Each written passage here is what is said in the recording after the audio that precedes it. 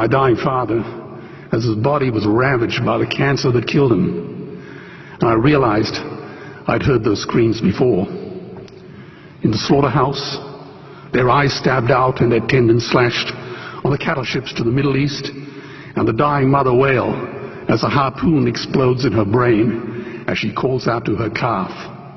Their cries were the cries of my father. And I discovered that when we suffer as equals, and in their capacity to suffer, a dog is a pig, is a bear, is a boy. Meat today is the new asbestos, more murderous than tobacco. CO2, methane and nitrous oxide from the livestock industry are killing our oceans with acidic, hypoxic dead zones.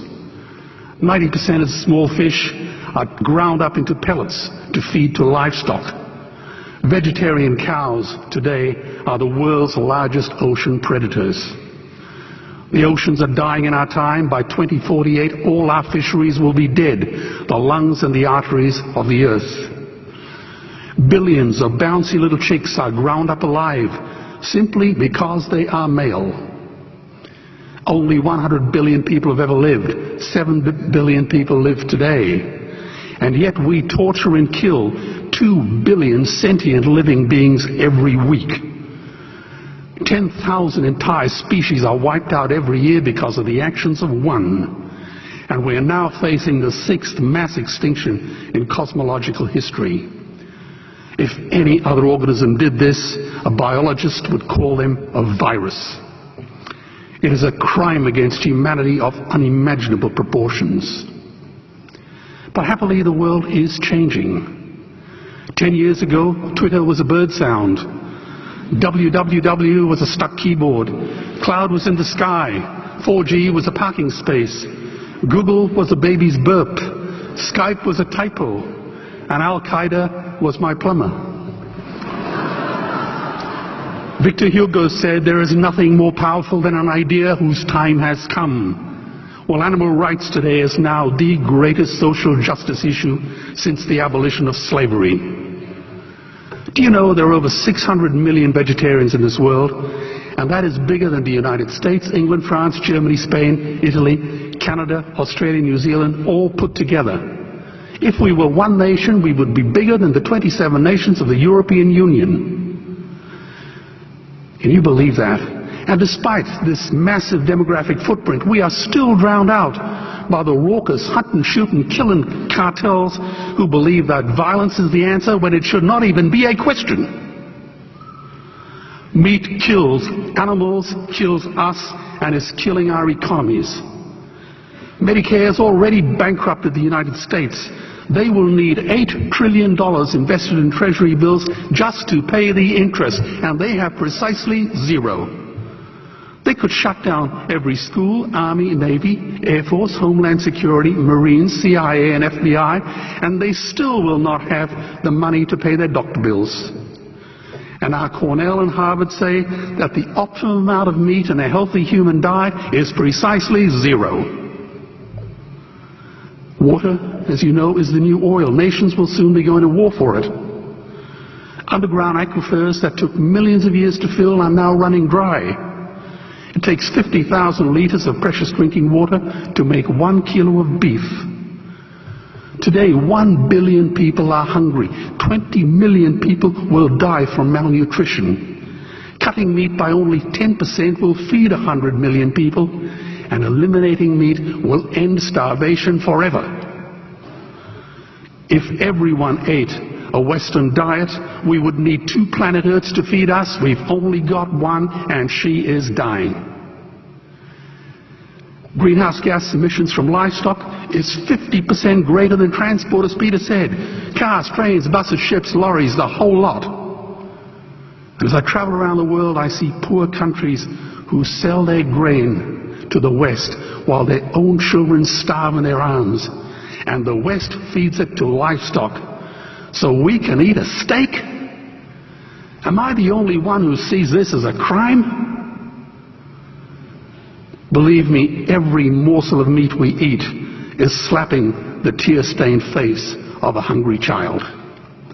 When I look into her eyes, do I remain silent? The earth can produce enough food for everyone's need, but not enough for everyone's greed. We are facing the perfect storm. If any nation had developed weapons that could wreak such havoc on the planet, we would launch a preemptive military strike and bomb it back into the Bronze Age. But it's not a rogue state, it's an industry. The good news is we don't have to bomb it. We can just stop buying it. Sir George Bush was wrong. The axis of evil does not run through Iraq, Iran, or North Korea. It runs through our dining tables. Weapons of mass destruction are our knives and forks. Our proposition is the Swiss Army knife of the future. It solves our environmental, water, human health problems and ends cruelty forever. The Stone Age didn't end because we ran out of stones. This cruel, disgusting industry will end because we run out of excuses. Meat is like the 1 and 2 cent coins. It costs more to make than it's worth. And I come from the bush. Farmers are the ones with the most to gain. Farming won't end, it would boom. Only the product line will change. Farmers would make so much money they won't even bother counting it, and I'd be the first to applaud them. Governments would love us. New industries would emerge and flourish. Health insurance premiums would plummet. Hospital waiting lists would disappear. Hell, we'd be so healthy, we'd have to shoot someone just to start a cemetery. So tonight I have 2 challenges for the opposition. 2 challenges. Meat causes a wide range of cancers and heart disease. Would they name one disease caused by a vegetarian diet? And 2, I'm funding the Earthlings trilogy. If the opposition is so sure of their ground, I challenge them to send a copy of the Earthlings DVD to all their colleagues and all their customers. Go on, I dare you.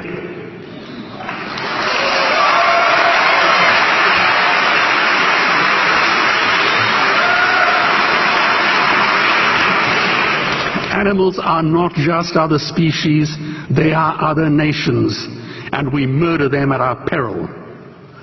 The peace map is drawn on a menu. Peace is not just the absence of war, it is the presence of justice.